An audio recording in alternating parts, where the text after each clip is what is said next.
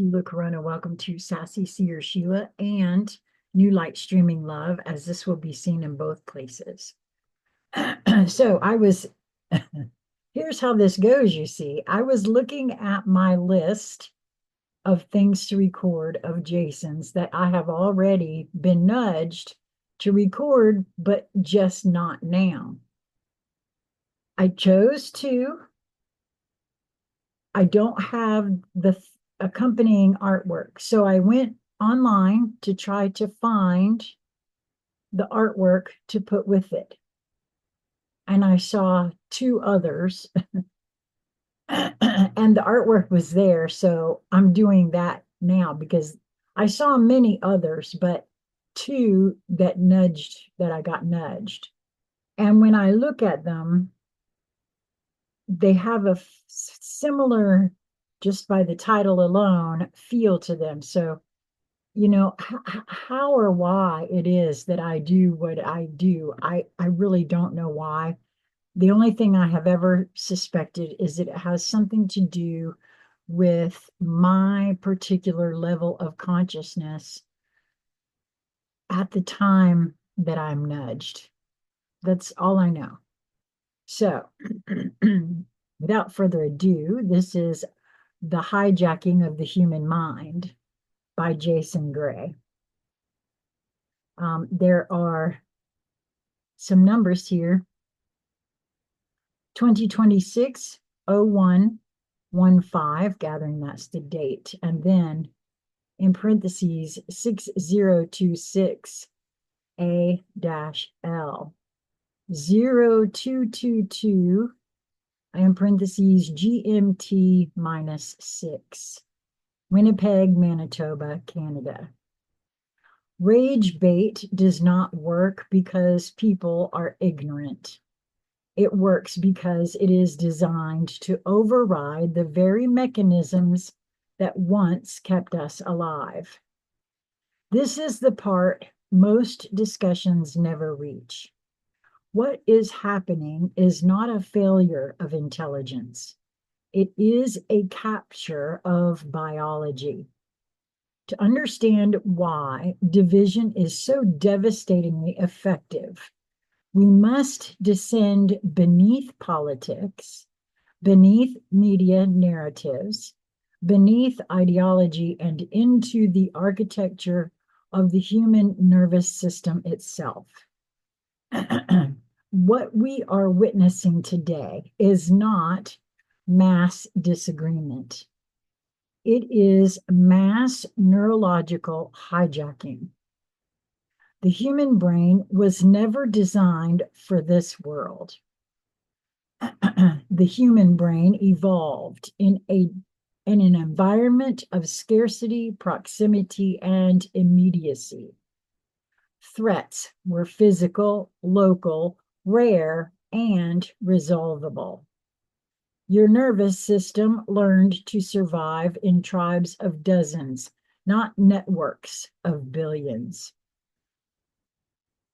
It learned to recognize danger in faces, voices, movement, and tone, not headlines, avatars, symbols, and statistics. Your brain is exquisitely tuned for short bursts of threat followed by rest.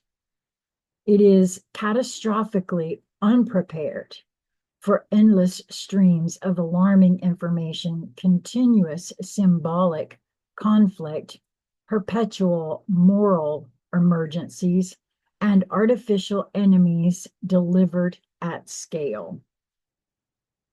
Rage bait exploits this mismatch with surgical precision. It places a Stone Age nervous system inside a digital war zone and never lets it leave. The amygdala, the ancient gatekeeper of fear and rage. At the core of this mechanism sits a small ancient structure, the amygdala. The amygdala does not reason, it does not debate, it does not contextualize. Its mandate is brutally simple: detect threat, trigger response, skip deliberation. When rage-inducing content appears, an insult, a perceived injustice, an attack on identity, the amygdala fires milliseconds before conscious thought can begin. No, sorry, can intervene. This sets off a cascade. Adrenaline floods the bloodstream. Cortisol spikes stress and vigilance. Attention narrows to the perceived threat. The body prepares for conflict. In this state, complexity collapses. Context disappears. Ambiguity becomes intolerable, and other humans become symbols, not people. The thinking brain does not shut off, it is overruled. Well, that's really good for everyone to keep right forefront of the mind, isn't it?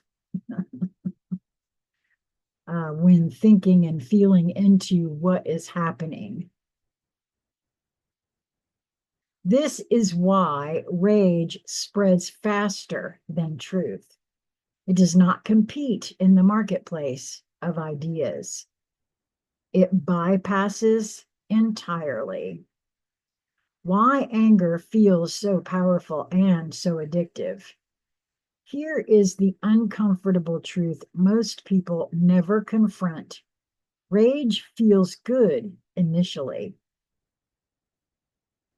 Anger releases dopamine, creating reward and reinforcement, and norepinephrine, sharpening focus and urgency. This chemical cocktail produces a brief but intoxicating state: moral certainty, emotional intensity, a sense of purpose, and tribal belonging. The brain mistakes this surge for meaning. This is why people return again and again to content that enrages them.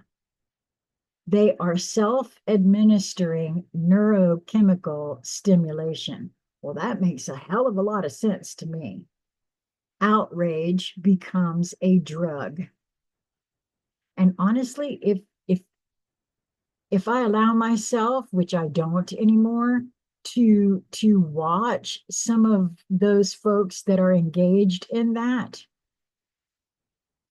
that really does look like in the midst of some sort of episode of some kind. Identity fusion, when beliefs become the self. Rage bait rarely attacks facts first. It attacks identity. Once anger fuses with identity, quote, people like me see the truth, people like them are the problem, the brain activates in-group, out-group bias, one of the most powerful survival adaptations in human history. This bias amplifies trust within the group, collapses empathy toward outsiders, punishes internal dissent, and suppresses critical thinking. In evolutionary terms, this kept tribes alive. In digital environments, it turns populations into mutually hostile factions that cannot hear, see, or reason with one another. The social platforms reward this relentlessly with affirmation over accuracy, signaling over substance, and outrage over insight. Rage becomes social currency. Belonging becomes conditional on hostility. confirmation bias, when the brain becomes a closed loop. Repeated exposure to rage conditions the brain itself. Neural pathways associated with outrage strengthen through repetition. Synapses that fire together wire together. Contradictory information triggers threat response. Neutral data feels suspicious and complexity feels dangerous. This is confirmation bias, not as a philosophical concept, but as a physiological reality. The brain becomes trained to protect the narrative that keeps the chemical rewards flowing. Rage becomes the default lens through which reality is interpreted. Wearing the mask of engagement. One of the cruelest tricks of rage bait is this. It makes people feel involved while quietly stripping them of agency. Rage offers endless motion with no traction. Posting, commenting, arguing, sharing. It rarely produces structural reform, collective strategy, or cross-group cooperation.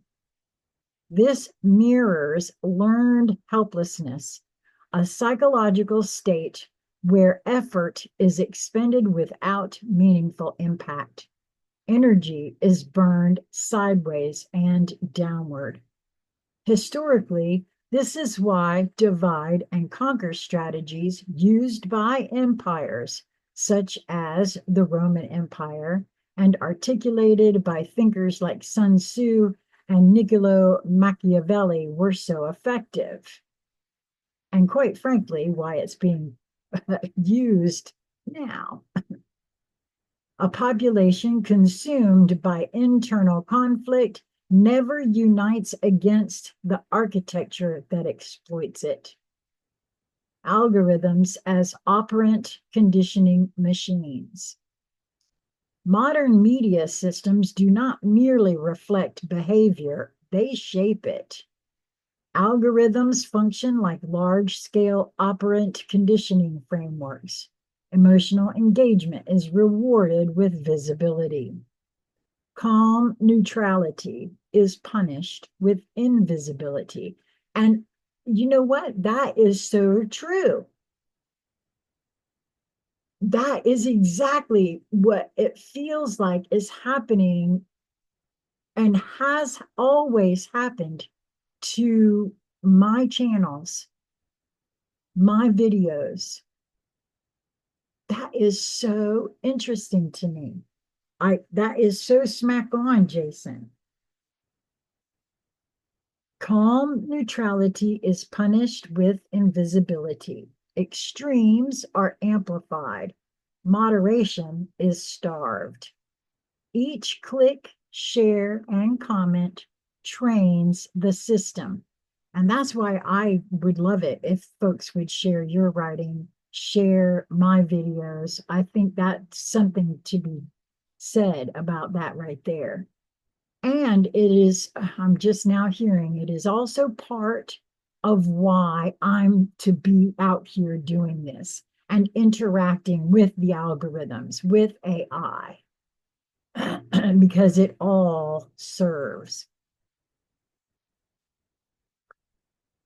Each click, share, and comment trains the system. The system trains the brain in return. Eventually, calm feels empty, thought feels slow, and silence feels threatening. I suppose if you allow that, it would, but it doesn't mean. But then again, I'm not taking the rage bait either, so I don't know. People mistake withdrawal from simulation for loss of meaning. Pardon me, for loss of meaning. In reality, it is nervous system detox. When someone disengages from rage cycles, the first phase is not peace, it is withdrawal. The brain, deprived of constant dopamine spikes, experiences restlessness, emptiness, and a sense of irrelevance. I think that's true. Thinking back to how I felt when I first stopped looking at everything and, doing that. I think some folks call it doom scrolling. Yep, this is not apathy. It is recalibration. As the nervous system stabilizes, attention span lengthens, emotional regulation improves, and the prefrontal cortex regains authority. This region, the seat of empathy, reasoning, and long-term planning, once again moderates the amygdala instead of being dominated by it. People do not become passive. They become dangerously clear. From reaction to sovereignty. When rage no longer governs perception, a profound shift occurs. You stop asking, quote, who should I hate? You begin asking, what system produces this outcome? You see incentives instead of villains, structures instead of scandals, and patterns instead of propaganda. Too true, Jason, too true. This is the moment rage bait loses its grip, not because it disappears, but because the nervous system no longer responds as designed. Why unity is the ultimate threat. Unity does not mean uniformity. It means shared regulation. A population capable of tolerating disagreement, holding complexity, and resisting emotional hijacking. A population that can no longer be governed through division. This is why rage will continue to be amplified. It is cheaper than censorship, more effective than force, and nearly invisible to those trapped inside it. Rage bait is not about politics. It is not about ideology. It is not even about media. It is about who controls attention. And attention, neurologically, psychologically, existentially, is life itself. When attention is reclaimed, something ancient returns. The ability to think together. And that, more than any movement, protest, or outrage, is the one thing no system, no divided system can survive. Jason Gray. Wow, that was a really good one, Jason. And very timely for me to see this now. I feel like, even though clearly this was written January 15th, 2026. So that's been fully 30 days ago. Wow. Okay. Wow. Well, what do you think about what Jason just shared here? Or he didn't just share it. I just shared it. He wrote it a month ago. But what do you think about this? I think he's smack on, especially since I can recognize myself not that long ago in there. Until we meet again, I hope that you will move towards that which brings you joy in each moment that presents itself to you. Feel free to like, comment, subscribe, and share. Until we meet again, be well.